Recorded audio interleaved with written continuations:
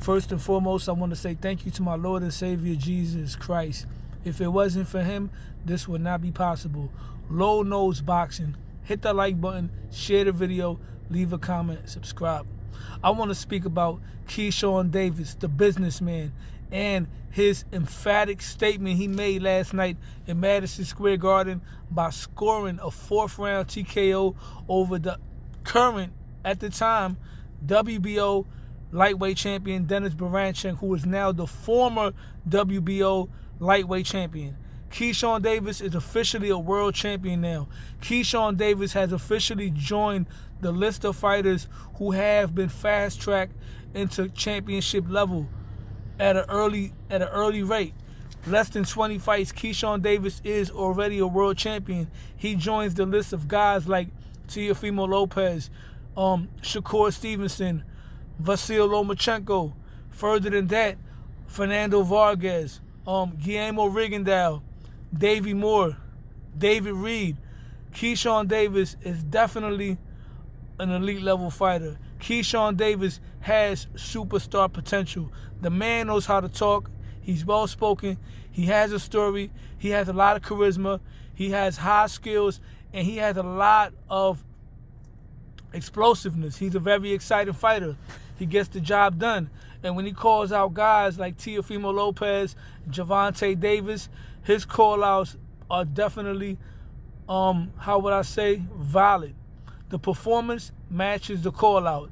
So I go on to say this. Keyshawn Davis, for me, has officially skipped the line at 135, right? I would rather see Keyshawn Davis versus Gervonta Davis before Gervonta Davis versus Shakur Stevenson, unless Shakur Stevenson makes a huge statement next week against Floyd Schofield. Keyshawn Davis has officially become a nemesis for Teofimo Lopez at 140 and Gervonta Tank Davis at 135 pounds, right? And I say that because with Teofimo Lopez, him and Keyshawn Davis, they have a history together.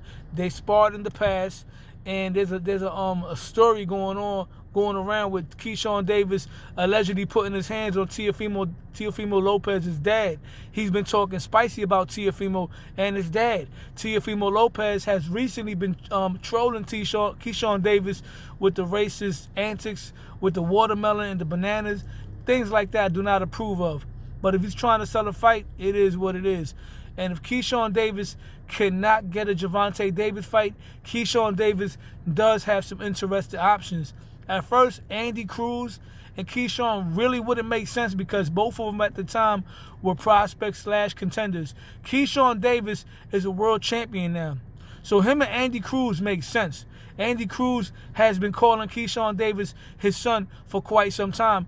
That could be a very, very, very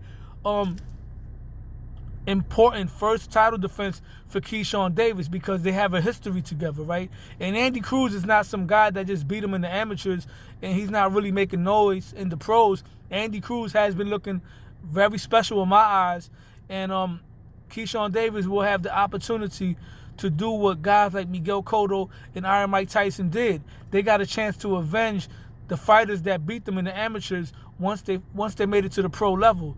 Keyshawn Davis versus Teofimo Lopez, a very sellable fight.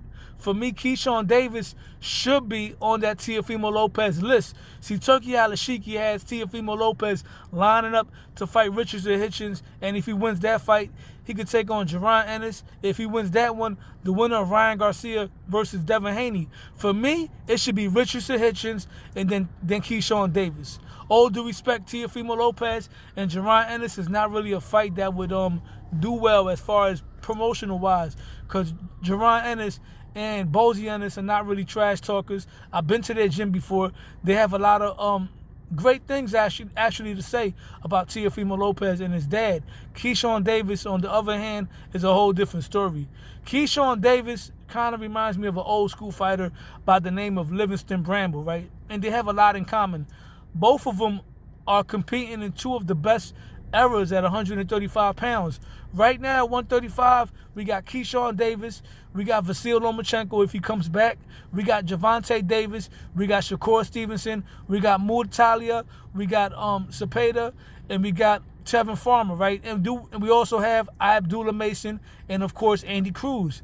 But Keyshawn Davis reminds me of Livingston Bramble, not just his look, but how he fights. And Livingston Bramble comes from, my opinion, the best ever at 135. At the time in the 80s, you had, like I said, Livingston Bramble, Julio Cesar Chavez, Pernell Whitaker, Hector Macho Camacho, Edwin Rosario, Ray Boom Boom Mancini, Uncle Roger Mayweather, Vinny Pazienza, Greg Haugen, right?